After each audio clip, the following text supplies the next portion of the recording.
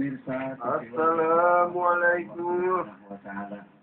Hadirin ayahanda, ibunda yang berbahagia. Kita kembali berbicara tentang doa. Di zaman Imam Hanafi, Ini siapa Dede? yang menjadi pemimpin dari mazhab fikih Hanafiyah, Alumni Takwa. ada sebuah kisah yang menarik. Di saat Imam sedang tawaf dengan beberapa muridnya di depan multazam, tepat di depan multazam. Multazam itu adanya antara pintu Ka'bah dengan Hajar Aswad. Itulah multazam. Ada yang berdoa di situ, Pak. Yang berdoa, dilihatnya mah orangnya pokoknya serba kurang aja. Udah kecil, hitam, bau, hidup lagi.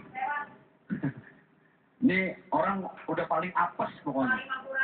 Dia berdoa di depan multazam. Imam Hanafi lewat. Kata Imam Hanafi, biasanya kalau orang yang begini doanya, minta yang serba lebih. Betul nggak, Bu? Penyakitnya diangkat, dikasih istrinya yang cantik. Dia tahu diri, udah jelek, jangan bininya juga jelek. Buat memperbaiki keturunan, ya Allah, kasih dong jodoh yang cantik. Pikiran Imam Hanafi, pasti orang itu doanya yang seperti itu. Putaran yang kedua, si orang masih berdoa depan multazam, mengeluarkan air mata, menangis. Tapi suaranya nggak kedengeran. Putaran yang ketiga, putaran yang keempat, sampai putaran yang terakhir, putaran yang ketujuh, Imam Hanafi penasaran. Dideketin, itu orang yang sedang berdoa depan multazam. Ketika didekati, subhanallah, Allahu Akbar, walillahil hamd. Tidak ada sedikit pun yang keluar dari lisan orang yang serba jelek itu kalimat meminta kepada Allah. Tidak ada kalimat meminta. Semua kalimat yang keluar dari lisannya adalah kalimat pujian-pujian kepada Allah. Alhamdulillah. Hamdan yuafi ni'amahu wa yukafi'u mazidah. Ya Rabbana, lakal hamdu kama yanbaghi li jalali wajhikal karim wa li'azimi sultanik. Ya Allah, biarkan aku hina di mata manusia. Biarkan aku tidak mulia dipandang oleh siapapun. Tapi ya Rabb, jangan biarkan aku hina di matamu ya Allah. Jadikan aku orang yang paling mulia di matamu ya Allah. Jadikan orang yang paling bertakwa dan paling baik di sisimu ya Allah. Lihat, dipuji dulu Allah, baru dia minta. Kalau kita, Allah nggak pakai dipuji lagi. Duduk, selesai, angkat tangan, langsung doa. Doa banyak banget lagi. Maka syarat yang berikutnya, orang yang berdoa itu kalimatnya harus optimis. Berdoa nggak boleh pesimis. Ada seseorang datang kepada Imam Malik dan bertanya, ya Imam, kalau saya berdoa, kalimat apa yang harus saya katakan kepada Allah? Optimis. Tidak boleh putus asa. Curhat sama Allah. Kalau perlu segamblang-gamblangnya jelasin sama Allah. Ceritanya ada anak muda zaman sekarang, kepengen punya motor. Pengen punya motor. Yang lain udah punya motor, dia belum punya motor. Dia baca kisah ini. Wah, dia ambil wudhu, dia sholat, dia berdoa sama Allah. Detail doanya, Bu. Dia curhat abis-abisan sama Allah dengan bahasa Indonesia. Emang bahasa Arab belum bisa, mau diapain? Jelas doanya. Ya Allah, saya mau punya motor ya Allah. Tuh. Alhamdulillah ya Allah, tadi siang saya sudah datang ke pameran motor. Curhat sama Allah.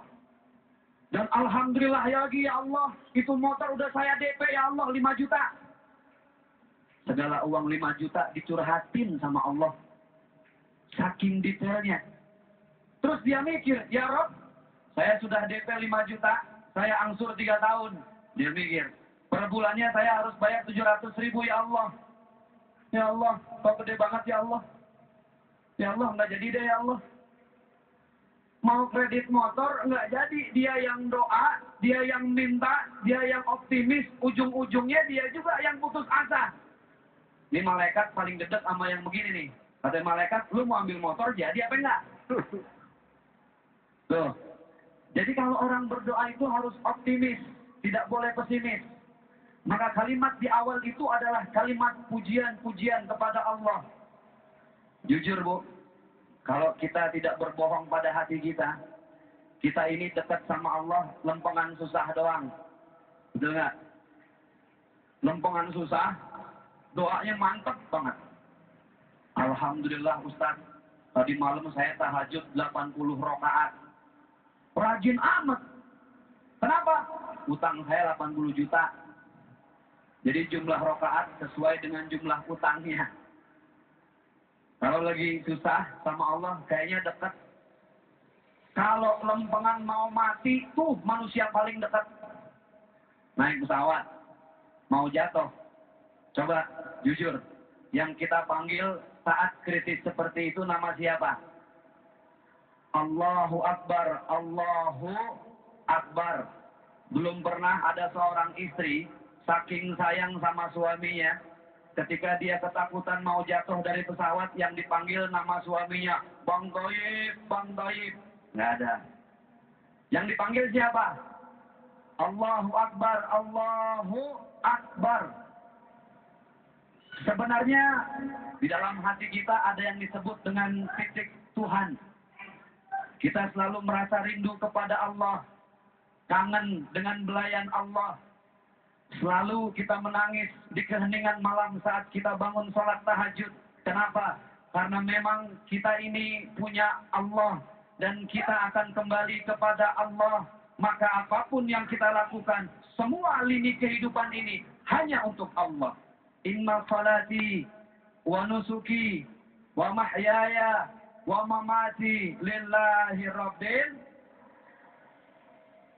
Berasal dari mana kita Bu? Dari Allah. Hidup untuk siapa? Untuk Allah. Dan suatu saat kita akan kembali kepada siapa? Kepada Allah. Inna lillahi wa inna ilaihi raji'un. Semuanya akan kembali kepada Allah. Maka mintalah kepada Allah. Tapi di zaman yang serba modern ini, kadang kita menjadikan harta sebagai Tuhan. Betul nggak Bu? Kita menjadikan jabatan sebagai Tuhan. Padahal yang paling berhak untuk terus disembah, untuk senantiasa dipuji adalah Allah. Semakin sering kita minta dan berdoa kepada Allah, Allah semakin senang. Manusia minta sama manusia ada bosannya. Betul nggak Bu? Hari pertama sama tetangga minta nasi, sama kuah sop, sama lauknya, sama kerupuk. Dikasih. Baru pertama minta. Besok ketuman. Ketagihan. Datang lagi. Dibagi lagi nggak Bu kira-kira? Dibagi. Tapi yang ngebagi rada cemberut. Hari ketiga datang lagi. Boro-boro dibagi. Ditimpuk sama piring iya. Itu manusia. Tapi Allah semakin sering kita meminta, Allah semakin suka. Subhanallah, subhanallah, Allahu Akbar. Betapa luar biasanya hubungan antara manusia, yaitu makhluk yang paling disayang oleh Allah. Pada saat manusia dengan doanya telah melampaui urusan-urusan duniawi, maka sesungguhnya yang muncul bukan doa lagi, tetapi pujian. Pada saat kita memuji Allah, maka jangan berkata apa-apa. Apa yang terbetik dalam jiwa dan hati kita, insya Allah akan dikabulkan oleh Allah. Begitu personalnya kita berdekatan dengan Allah. Dan insya Allah di bulan Ramadan ini, marilah kita mencapai pada tahap yaitu orang yang paling dekat dengan Allah. Yaitu manusia yang muttaqin. Pemirsa, sesaat lagi kita akan berdoa bersama tentu saja, dan jangan kemana-mana, kita masih punya satu segmen lagi.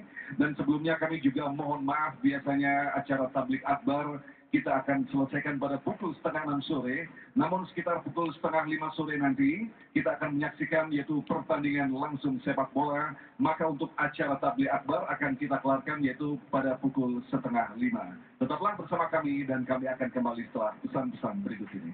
Ya Allah,